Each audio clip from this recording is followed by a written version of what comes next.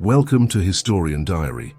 Today I'm going to tell you about the dark origins of modern gynecology, a story about how the medical tools and techniques used in women's healthcare today were developed. But this isn't a story of medical triumph. This is a story of medical horror, because these advances were built on the screams of enslaved women, without anesthesia, without consent, without even remembering their names. Close your eyes and imagine yourself in 19th century Alabama. You're an enslaved woman. Your name is Anarcha. You're 17 years old. You've just survived a horrific 3-day labor. Your baby died, and now you have a vesicovaginal fistula, a hole between your bladder and vagina. You can't control your urine. You're cast out even among the enslaved community.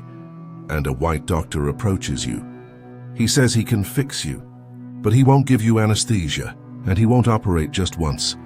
He'll operate 30 times. 30 times under the knife, 30 times in agony, and your name won't even be remembered. This is Anarcha's story. This is Lucy's story. This is Betsy's story. And this is modern medicine's dirtiest secret. 19th century America's slavery wasn't just an economic system. It was a system of scientific production. Enslaved bodies were seen as unlimited resources for medical experimentation. And in this context, one man emerged, James Marion Sims. Today, many medical textbooks call him the father of modern gynecology. Statues were erected in his honor. Hospitals bore his name, but the truth is far more complicated, far darker. Sims was a surgeon practicing in Alabama in the mid-19th century. And he became interested in one of the most shameful, most painful conditions women faced, vesicovaginal fistula. This is a hole that forms between the bladder and vagina after traumatic childbirth. It causes constant urine leakage. In that era, women with this condition were social outcasts. They were unwanted even in their own homes because of the smell. There was no cure. Sims decided to solve this problem, and he found the perfect test subjects. Enslaved women. Where are you watching this from? What country are you in? Let me know in the comments. The women Sims chose as patients weren't random. They were enslaved. Their consent didn't matter. They were property. Permission came from their owners, not from them. And Sims experimented on these women for years. 3 names are most famous: Anarcha, Lucy, and Betsy. But there were probably more. These are just the 3 names that survived in the records. Anarcha was 17 years old. She had endured a 3-day labor. Her baby was stillborn and she had a severe fistula. Sims chose her as his first patient, and over the next 4 years, Sims operated on Anarcha 30 times. 30 times. Each time he failed. Each time he cut her open, sewed her up, and cut her open again. And here's the critical question. Did he use anesthesia? In Sims' own writings, he mentions using opium in some cases. But when modern historians examined the archives, they found that most surgeries were performed without anesthesia. Why? Because Sims and his contemporaries believed that black women didn't feel pain the same way white women did. This was a widespread racist medical belief in the 19th century. Black people were thought to have less developed nervous systems, to be more resistant to pain. This was so-called scientific racism, and Sims put this belief into practice in his operating room. How were the surgeries performed? Sims positioned the women in a knee-chest position. He used a speculum he developed himself, still known today as the Sims speculum. He had other enslaved women work as assistants. Women witnessed each other's surgeries. On Anarcha's 30th surgery, Sims finally succeeded. He closed the fistula, and after this success, he published his technique, gained fame, moved to New York, and established a hospital serving wealthy white women. But this time he used anesthesia, because white women were acknowledged to feel pain. This is the perfect example of a double standard. The technique was developed on enslaved women without anesthesia. Then the same technique was applied to white women with anesthesia. Enslaved women's bodies were instrumentalized for white women's health. Was this just an individual ethical violation? No, this is systemic medical racism. Sims wasn't alone. In 19th century America, enslaved bodies were routinely used for medical education and experimentation. Medical students practiced surgeries on enslaved people. Doctors tested new procedures on them, and this wasn't hidden. It was openly discussed in medical journals. It was part of standard medical training. The logic was simple and horrifying. Enslaved people were property, not patients. They had no rights. Their bodies could be used and disposed of, and the knowledge gained from their suffering would benefit white society. Let's be clear about what happened in that operating room in Alabama. Anarcha, Lucy, Betsy, and the other women whose names we don't even know were subjected to repeated surgical procedures without adequate pain relief. 30 surgeries. Imagine that. 30 times being cut open, 30 times feeling the knife, the sutures, the instruments, 30 times enduring agony. All because a white doctor wanted to perfect his technique. And when he finally succeeded, he didn't thank these women. He didn't compensate them. He didn't even properly record their contributions. He took credit for the discovery and moved on to treating paying white patients. Are you still watching? What time is it where you are? Let me know in the comments. But here's what makes this even more insidious. Sims' work wasn't an aberration. It was part of a larger system. Throughout the American South, enslaved people were used for medical experimentation. There are documented cases of doctors purchasing enslaved people specifically for experiments. There are records of dissections performed on living enslaved people. There are accounts of enslaved women being forced to breastfeed white babies while their own children starved.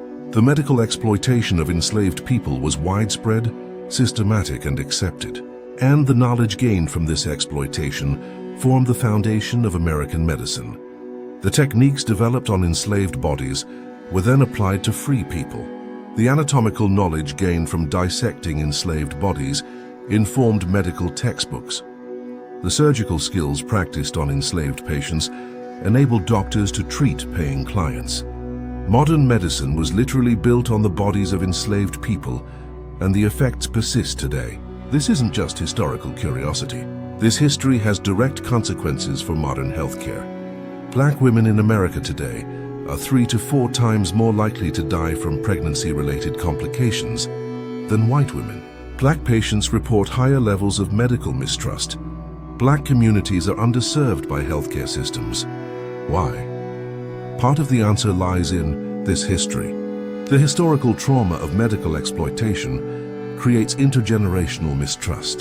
The structural racism that allowed Sims to experiment on enslaved women evolved into the structural racism that creates healthcare disparities today. The belief that black people feel less pain persists in some medical practitioners today. Studies have shown that black patients are less likely to receive adequate pain medication. The legacy of Sims' experiments lives on. In recent years, there's been a reckoning. Historians and medical ethicists have re-examined Sims' legacy. Statues have been removed. Hospitals have been renamed. In 2018, a statue of Sims in New York's Central Park was relocated to his grave in Brooklyn after years of protest. The plaque was changed to acknowledge the enslaved women he experimented on. Medical schools are beginning to teach this history. The AMA, the American Medical Association, has acknowledged medicine's racist past. But acknowledgement isn't enough. What about reparations? What about descendants? What about the ongoing disparities? Did you know about this dark history before? Write in the comments. Let's talk about the women themselves, Anarcha, Lucy, and Betsy. For decades, they were footnotes. Their names appeared in Sims' writings as patient examples, nothing more. But in recent years, historians have worked to restore their humanity. Anarcha wasn't just a patient. She was a 17-year-old girl who survived a traumatic birth and then became a medical test subject for 4 years. Lucy and Betsy had their own stories, their own lives, their own families. But we know almost nothing about them. Where were they born? Who were their mothers? Did they have children? What happened to them after Sims moved to New York? The historical record is silent because enslaved people weren't considered important enough to document fully. Their names survive only because Sims needed to record his experimental subjects. There's a broader question here. about medical ethics and historical context. Some defenders of Sims argue that we shouldn't judge him by modern standards. They say that in the 19th century, medical ethics were different. Anesthesia was new and not widely available. Enslaved people were legally property. We should understand him in his context, not condemn him from ours. But this argument fails on multiple levels.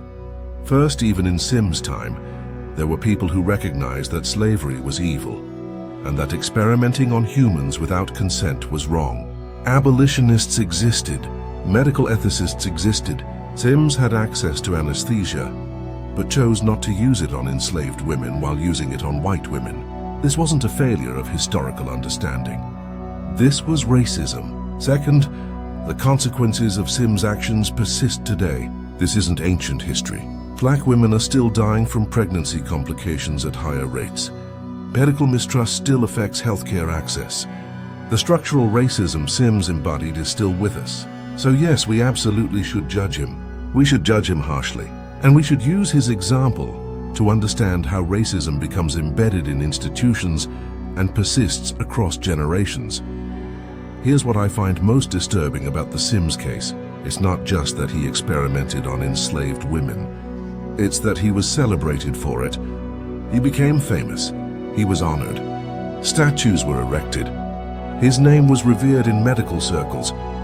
For over a century, medical students learned about the father of gynecology without learning about Anarcha, Lucy, and Betsy. The women who suffered were erased. The man who caused their suffering was lionized. This tells us something profound about how societies construct heroes. We celebrate innovation without asking about its costs. We honor achievement without examining its methods. We build monuments without considering whose bodies they're built on. And this pattern isn't unique to Sims.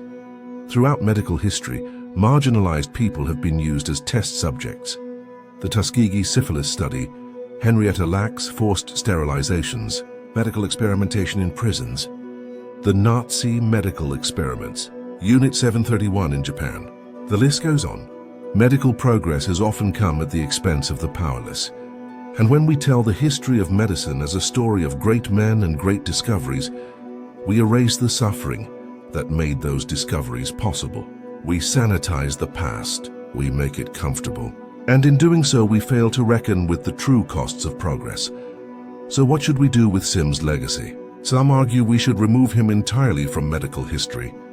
Erase his name. Focus on his victims. Others argue we should acknowledge both the innovations and the atrocities. Teach the full story. Use his case as an example of what not to do. I lean toward the second approach, not because Sims deserves honor, but because forgetting this history would be even worse. We need to remember Anarcha. We need to remember Lucy and Betsy. We need to remember the enslaved women whose names we don't even know. We need to remember that modern gynecology was built on their bodies without their consent. We need to remember this so it never happens again. But remembering isn't enough. We need action. We need to address the healthcare disparities that are the legacy of this exploitation. We need to rebuild trust between medical institutions and Black communities. We need to train medical professionals in the history of medical racism. We need to ensure that informed consent is truly informed and truly voluntary. We need to examine how power dynamics in healthcare still allow exploitation. We need to ask, who benefits from medical research today? Who bears the risks? Who gets access to the innovations? These aren't just historical questions. These are questions about how we practice medicine right now. Thank you for watching this difficult but necessary exploration of medical history. If you found this examination of J. Marion Sims and the enslaved women he experimented on important, please like this video and subscribe to Historian Diary. We uncover the uncomfortable truths about historical figures and ask what their legacies teach us about power, exploitation, and justice. What other dark medical histories would you like me to investigate? Let me know in the comments. And one final question. Do you think we've truly reckoned with this history, or are we still building medicine on the bodies of the vulnerable? Think about it and share your thoughts. Until next time, keep exploring history with me.